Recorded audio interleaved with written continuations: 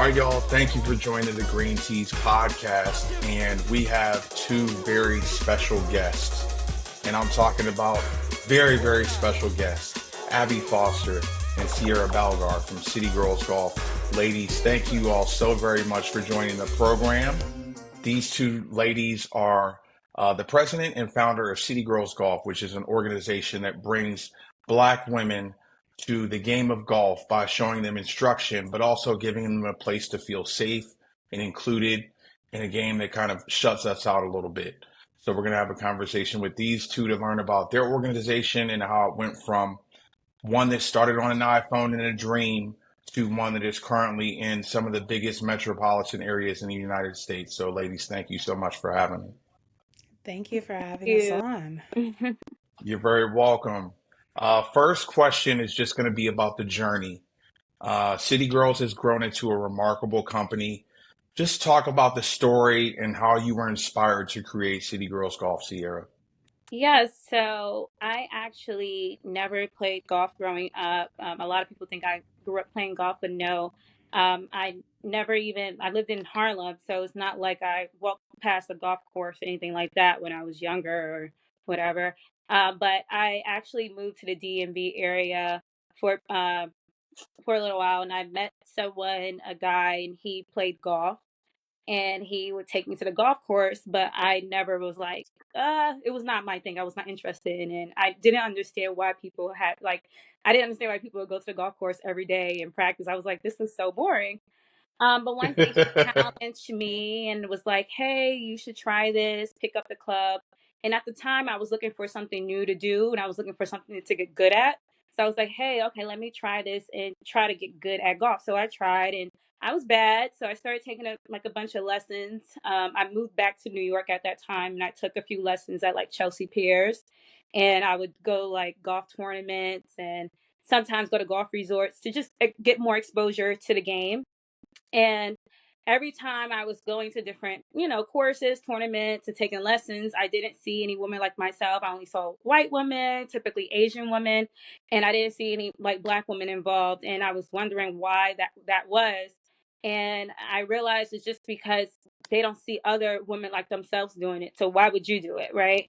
And I was going through like my when during my golf journey, I was going through my Instagram page prior, and I saw when I was first learning how to play, I posted on the page, I was like, hey, ladies, I'm learning this new sport and I'm going to take you all with me. And this is before I even thought about City Girls Golf. And that was crazy. I was like, oh, wow, it's crazy. So I launched City Girls Golf because I moved back to the DMV area and I had a group of girls that we would normally like go to different events and stuff like that together. And at the time, I was like, hey, girls, we should do a golf day. So we decided to do a golf day. And I posted it on social media. And automatically, we just had so many people interested in learning how to play golf. So from there, we just, okay, let's do this every weekend then. So that's pretty much how it all started. Man, I mean, from the bootstraps, first of all, don't feel bad that you were bad because look, I can guarantee you were better than me when I first started. But look, to grow this thing into, like I said, somewhere that's making DC pop off, making Baltimore, interest in Baltimore pop off. I saw y'all in Miami. I mean, this is more than just golfing. It's like a lifestyle vibe Yeah. brand.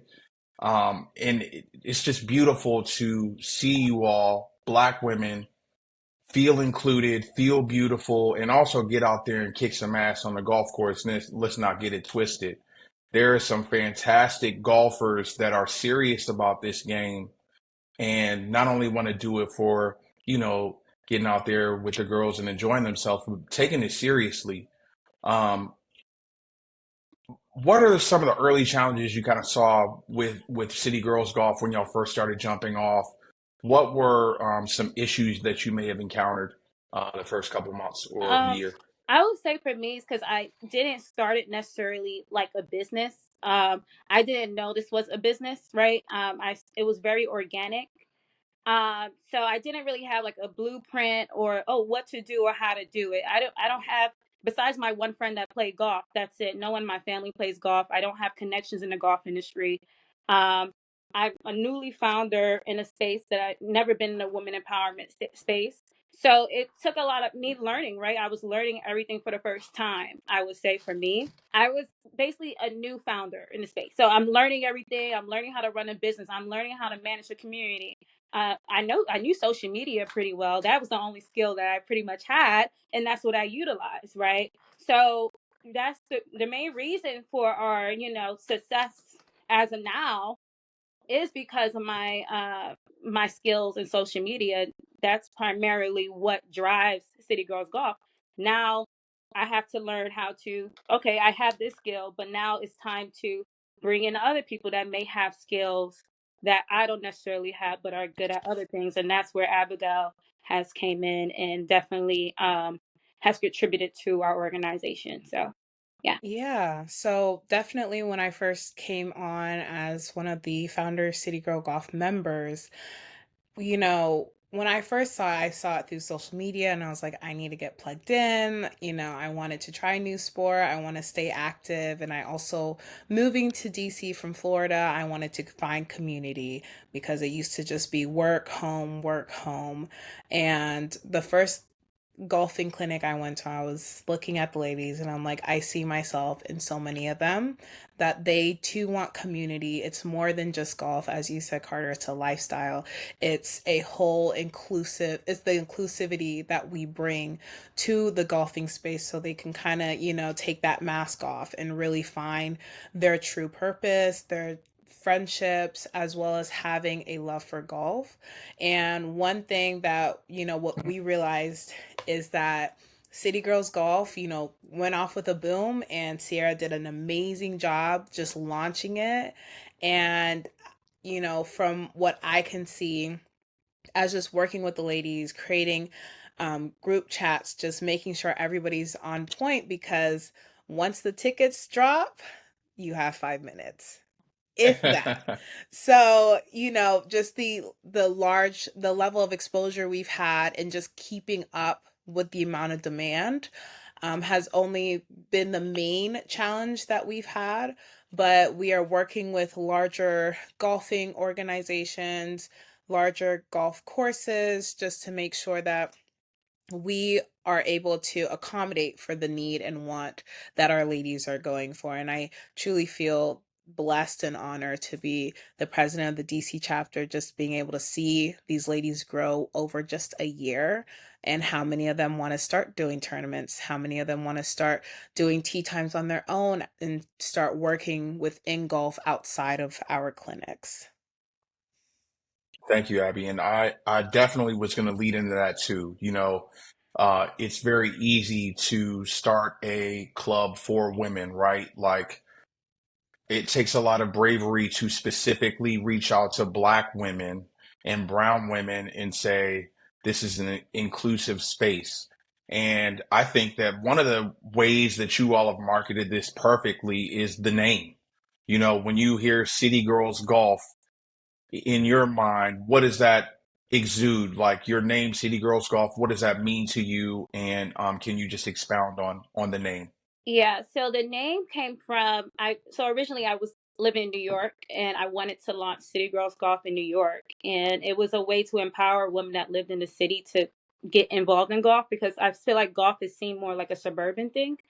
So originally it was supposed to be like we are City Girls Golf and we're gonna have like this big old van and drive to the suburbs to play golf because it's like no golf courses in New York City. Hmm. So that's how what was originally based upon when I thought of City Girls Golf. But yeah, so the name is really just to empower women that live in the inner cities and the cities to play. Because I don't feel like golf is a sport that is seen in the city. Now, if you go out in the suburbs, you see golf courses, people live on golf courses and stuff like that. But in the city, there's not many. And if there are, it's like kind of like hidden, you don't really know it's there unless you actually are involved in the sport. Hmm. And we didn't grow up playing. I mean, I grew up playing basketball. That was my Right. my thing. And you know, I guess like you all, I came to this late. This was something that wasn't really marketed towards somebody that looked like me or you until very, very recently. So we're playing catch up.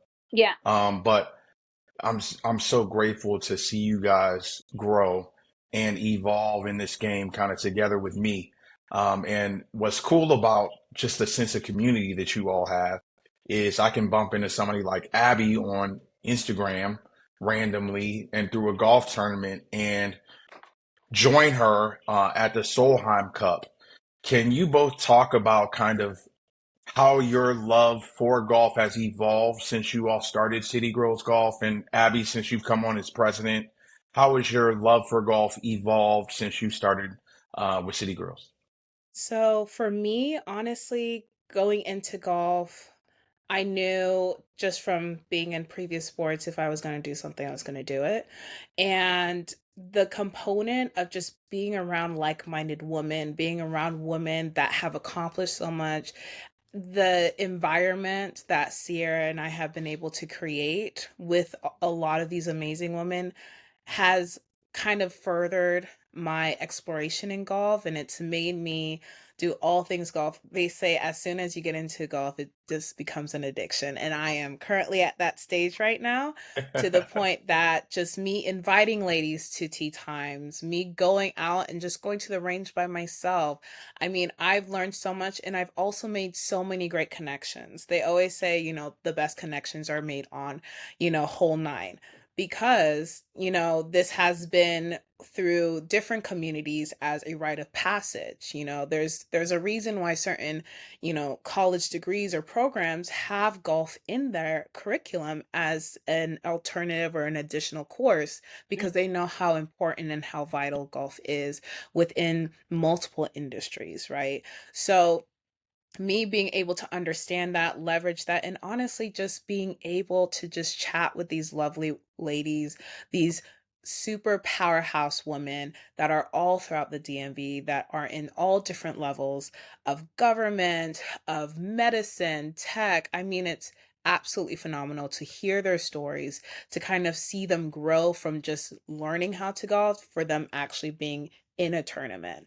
So I've been so blessed and honored to just be within City Girls Golf and just being able to be a part of the amazing experiences. Like you said, Car, I had no idea I would be helping open up the market for NASDAQ. That just never would have crossed my mind, right? Me being able to go to the Solheim Cup, that would have never crossed my mind at all. So me getting exposed to these events and getting exposed to this just different lifestyle has altered and shifted my mindset to having, not being so narrow minded, but saying, if I want something, I can get it. And this is how I'm going to be able to do it.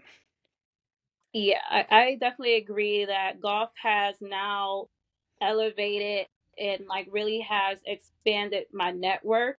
I have been able to meet a lot of people and experience things that I was not experienced to prior to City Girls Golf. So I'm very thankful for the community we built, especially here in the DMV area. And it's honestly just it's a way to connect with people, and that's what I love about golf. You're able to meet so many different people, and people just want to help. People want to be a part of what you have going on, and they also want to help you get to the next level because they see so much potential, right? They see so much. Oh wow, this is great. Let's do this. Let's do that. So a lot of the opportunities that we receive, it's because they like what we're doing, and they're like, okay, this is awesome. Let's help them. Let's put them on this show. Let's or whatever, something of that sort, right? So it's great, and I'll say my love for golf has definitely increased. Now, of course, I'm totally different when I first started to now because now I'm, this is a business now. So it's like I'm golf. Everything is golf right now, right? So sometimes I like to take breaks. I like to do other stuff outside of golf, right? So people are like, oh my God, when are you playing or whatever? And I'm like, listen, right now I'm taking a break, right? I've been doing this all weekend, right? So of Yeah. course, it's a lot different now versus when I first started. Because when I first started, it was just me. It was like more of a personal thing. But now, when you have a community and you're thinking about your community, like, okay, I'm always thinking about like what's next to do. What would they like to do? We should do this. We should do that. So it's mainly for me. I feel like I'm kind of like managing like a bunch of things and just trying to figure out like how to make our community happy and to keep them going in this game, right? You have to keep people excited. You have to keep people enthusiastic about what we have going on. So I feel like things have definitely, I love the growth that we have experienced, and I'm excited to see what it's going to lead to. I'm excited as well. I mean, like you said, it's a business now, which I know can be a different experience. Yeah. It's just like kind of this podcast, man. I went into this thing trying to have fun, and now it's serious. And the grind of, you know, I got to wake up in the morning and edit. It's no longer like, or I got to go on the NYSE. I got to make these marketing calls. I've got to do all this. That's tough. And I can only imagine for you guys, taking a game and making it a business that people are relying on you for, are expecting certain things from you can can be stressful sometimes. But man, I mean, the hard work is paying off for sure, and it's mainly due to your membership. I think that the ladies that are representing City Girls Golf are really showing out. What do you say to some of the ladies who are seeing you guys on social media but maybe hesitant to join for some reason? Maybe they think, golf's not for me, I won't fit in, or um, any other misconceptions that people may have about joining or hesitation. What can you say to someone to kind of encourage them to join City Girls and play some golf? I would say just keep an open mind. I mean, golf is the focus of our group, but more importantly, we're just a community of women that get together, right? And we do a lot of stuff outside of golf as well. So golf brings us together, but there's so many different things we're doing. Like we just went to Miami and had a fun trip in Miami. Yes, it was golf focused, but we still did other things that were like, like didn't include golf, right? So I just feel like anyone, honestly, I just feel like anyone honestly just get involved in the game, right? Because tournaments are a lot of fun. It's just a lot of fun. It doesn't have to always be like super serious. So if you're someone that's just a beginner and you're looking at the community like, oh, I like what they're doing, but I don't know if golf is for me, just come out and network and just meet different people, right? And just use it as a social group if that's what you're looking for. How about you, Abigail?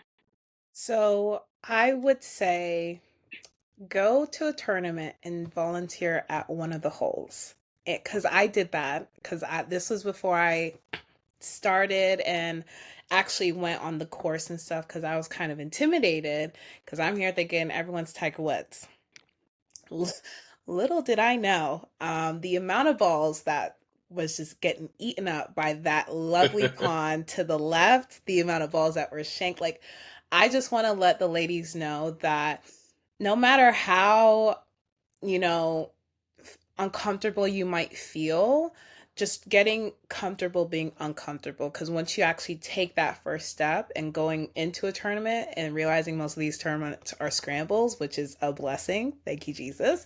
But understanding that there are so many times that these, you know, golfers that are supposed to have a handicap of 5 are shaking these balls left and right. So, just take a deep breath, get some hits in. People are not going to look at you crazy because they've been at that stage too. No one, grew up from like birth knowing how to play golf. There's always this opportunity for growth and just getting past that level of fear. And that's what City Girls Golf does. We have so many ladies that are beginners, and we have amazing coaches that really understand and recognize where their level is and how to grow from that. There's never any type of form of judgment or anything like that. We all came here for a reason and we all look great doing it. That's really what City Girls Golf is. And I'm just so glad that we have just a large group of supporters that no matter what happens, these ladies are going to excel. And I remember this past, I think a couple clinics ago, one of the coaches pulled me aside saying, like, these ladies actually are doing really, really well. Like, we are ready to do some advancements. And that little tidbit, that little testimony just kind of proved it all to me, because these are ladies that, first of all, just started golfing. They didn't even really know what golf was. And now they're getting praises from these coaches on how well they've improved. So all I have to say is take a deep breath, go in and realize that that it's just not only you, and there's a whole large community that is waiting to grow with you. And go check out citygirlsgolf.net. I'm telling you, it would be a mistake if you did not go right now after you watch this and go to citygirlsgolf.net and check out the fabulous programming that they have. You mentioned DC. We definitely need to mention Miami because Miami was a vibe for real. I saw yachts involved. Everybody was looking fantastic. Um, if you could wear one accessory on the course, now I'm a big fashion guy. Okay, like I believe that half of this game is about playing and half of it is about looking good. If you have a favorite fashion accessory or a fashion fit on the golf course, what would it be? For me, I would say since our colors are navy blue and white, which I love, I have this really cute white visor that goes well with all my fits, and it helps with the sun, it helps with the rain. I am able to like clip my all my little gadgets on this visor. It's amazing. So I would say my Callaway visor is my go-to. Okay. Mm. For me, I love, oh, in terms of like a fit wise, typically a polo with a skirt, a throw over sweater. Usually is like my vibe. Yeah, our colors are navy and white, so try to mix that in with the outfit. But yeah, I pretty much love everything about golf outfits. I feel like that's one of the best parts of the game is actually just thinking about what you're gonna wear and like, oh, I'm gonna wear this and dressing it up. But it's like a win. It's like a win loss because to me, like now I'm happy that it's getting a little cooler out because when it was like way too hot, it's like it's never comfortable to play golf like when it's summertime. So I'm happy Facts. we're in the cooler months of the year. Now I could definitely like feel comfortable out on the course and playing without necessarily sweating a whole lot. So Yeah, that's I can see it. Look, y'all look too beautiful to be out there sweating. I know y'all got the fans out there. For us, That it's a we little bit more do. That appropriate, we but do. y'all are always on 10, so I get it. Last question. Thank you guys, first of all. Thank you all so much for coming on the podcast. This has been enlightening and informative. I'm appreciative. How can the ladies get involved in City Girls Golf and how do they become a member? Because this is a very exclusive club. How can you become a member of City Girls Golf? well, I would say join us at our Navy Blazer Club Mixer, and that's it's next week in DC, and we're hosting. Basically, what we're doing is recognizing our current members and also our new members that have been added to our club. And I think it will be a great opportunity to get a feel of our community and see what we're about. We're also going to be talking about our memberships and what our memberships include. You can also follow us on Instagram at City Girls Golf, and that will kind of give you like, okay, what they do, a roadmap of everything we have done previously. And yeah, what about you, Abigail? I would just say follow us on Instagram, Yeah. check us out on citygirlsgolf.net. It'll kind of have a step by step on what to do, your next instructions, as well as things we've been a part of, our amazing list of partnerships and sponsors for you guys to get connected, not only as a member, but if you guys want to get a part of on the business side, definitely let us know. We are always open up for discussion. But I just want to say thank you so much, Carter. It was just such a blessing in disguise running into you at that tournament. And for us to get onto your podcast is absolutely amazing. Thank you. Thank Y'all make this look so good. I really, truly appreciate it.